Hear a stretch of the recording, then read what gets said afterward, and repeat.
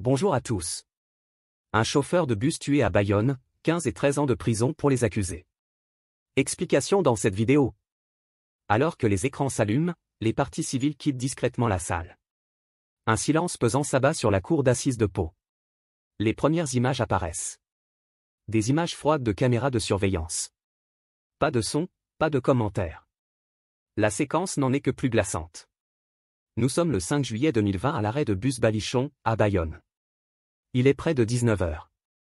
On voit Philippe Monguillot, 58 ans, chauffeur sur la ligne 814, monté dans son véhicule par l'arrière. À son approche, deux passagères remontent machinalement leur masque chirurgical, dont le port est obligatoire en cette période de pandémie. Mais deux jeunes types assis dans le fond, manifestement alcoolisés, refusent de le mettre malgré l'insistance du chauffeur. L'un des deux, un certain Wissem Mané, 22 ans, un petit brun aux cheveux rouges qui porte sa casquette à l'envers, se redresse et approche son visage de celui du quinquagénaire, dans une attitude de défi. Le jeune coq lève sa main en l'air, comme s'il allait cogner. Il n'en a pas le temps. Du haut de son 1,83 m, Philippe Monguillot lui envoie un coup de boule. Mais le garçon se débat et réplique par des coups. La scène se déplace alors hors du bus. Son copain, Maxime Guyennon, arrive à la rescousse et tape à son tour. Tous contre un sur le trottoir. Un vrai pugilat. Le chauffeur bascule rapidement au sol et tente de se défendre. Mais Wissem Mané lui adresse un coup de poing magistral qui envoie sa tête cognée contre le trottoir. Au moment de l'impact, bien visible sur les images, un cri d'effroi retentit dans la salle d'audience. Ce jour-là, les deux petits cogneurs ont fui. Mais pas d'échappatoire, ce lundi 18 septembre 2023, tandis qu'ils comparaissent devant la cour d'assises de Pau. Pour répondre de violences volontaires ayant entraîné la mort sans intention de la donner. Dans leur box, les deux accusés baissent la tête comme des gamins pris en faute. Pour leur procès, ils ont troqué le look racaille contre une tenue beaucoup plus neutre. La projection terminée, les proches de Philippe Monguillot regagnent la salle, les deux petits caïds commencent par s'excuser platement. Cette histoire me hante, je ne suis pas un monstre, je n'ai jamais voulu faire ça. Assure Wissem Mané, la chevelure désormais brune. Je n'ai pas voulu cette mort, je veux payer ma dette envers la famille de la victime. Renchérit Maxime Guyennon, que de cheval désormais coupé et polo clair. Mais ce repentir est-il sincère? Il est permis d'en douter. Alors que la cour examine leur parcours respectif, c'est à qui se trouvera la meilleure excuse pour avoir basculé dans la délinquance. Si Wissem a quitté très tôt l'école, c'est qu'il était dyslexique, jure-t-il. S'il a fumé très jeune du cannabis, c'est à cause des dealers. Et s'il a été condamné pour vol aggravé, c'est parce qu'il a grandi dans un quartier violent. Mais à l'époque des faits, il était en train de se ranger, et venait de s'inscrire à une formation de brancardier. J'étais à Bayonne pour passer des vacances et chercher du travail. Jure-t-il.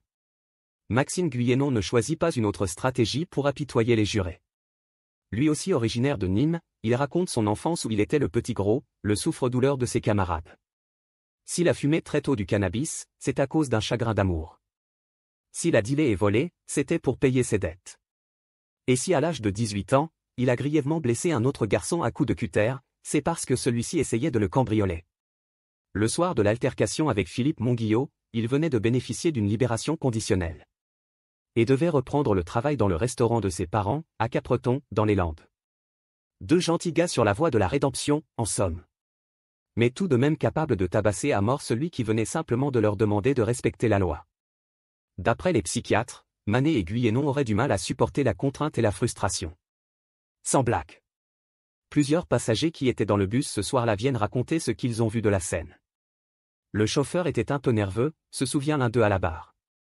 Il y a eu quelques à-coups, il a heurté le trottoir. Les deux accusés se sont bruyamment moqués de lui. Un autre témoin explique. Je les ai entendus lui dire, dégage, sinon on va te démonter dehors. J'espérais encore qu'il lâche l'affaire et que les choses s'arrêteraient là. Mais tout bascule quand Philippe Monguillot, se sentant menacé, donne ce fameux coup de boule. Le coup était assez fort. Wissem Mané est tombé. Le chauffeur l'a poussé vers la sortie, mais il s'est débattu et son copain s'en est mêlé. Ils ont rapidement pris l'ascendant. J'ai vu Philippe Monguillot tomber sur le trottoir et prendre des coups sur la tête. J'ai entendu Wissem lui dire « On va te finir ». Un automobiliste s'arrête alors et tente de calmer le jeu. J'ai crié « Stop, c'est bon », se souvient-il. Mais Maxime Guyennon m'a menacé du poing en disant « Toi, tu bouges, t'es mort ». Un autre automobiliste présent se souvient du cognement sourd du crâne du chauffeur contre le trottoir. C'était un bruit indescriptible. Mais les deux accusés contestent en bloc ces témoignages. À les entendre, ils étaient, pour ainsi dire, en situation de légitime défense. Je suis en train de sortir quand il me met des coups de tête, affirme Wissem. Je me débats comme je peux. Il me prend par le col, je lui mets 2 coups de poing. Avec l'adrénaline, je commence à lui mettre des coups de pied. Puis il ajoute. Si je pouvais donner ma vie à Philippe Monguillot, je le ferais. Murmure scandalisé dans la salle. Maxime Guyennon n'est guère plus convaincant. Je me suis mis entre les deux, explique-t-il. Et en m'interposant, je l'ai frappé à la tête. J'étais alcoolisé. Je suis parti en courant comme un lâche. Mais je ne pense pas que ce sont mes coups qui ont causé sa mort. Allons bon. Philippe Monguillot est-il mort par la faute à pas de chance? Convoqué à la barre, l'expert psychiatre relate son entretien en prison avec Wissem Mané. Il m'a affirmé qu'il n'avait pas tué Philippe Monguillot. Pour lui, après la bagarre, ce dernier n'était pas vraiment mort, mais simplement en état de mort cérébrale. C'est son épouse qui l'aurait tué en demandant de débrancher ses machines d'assistance, après 5 jours de coma. Obligée d'entendre ça, Véronique Monguillot fond en sanglots depuis son banc. Une vague d'indignation parcourt le public. Mais la pauvre veuve se ressaisit, et vient raconter sa rencontre avec l'homme de sa vie. Il était beau, ce type, c'était le mien, dit-elle, la voix brisée par l'émotion.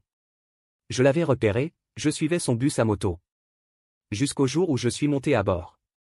J'ai prétexté n'avoir ni argent ni ticket pour engager la conversation. Il a souri. Il avait repéré mon petit manège.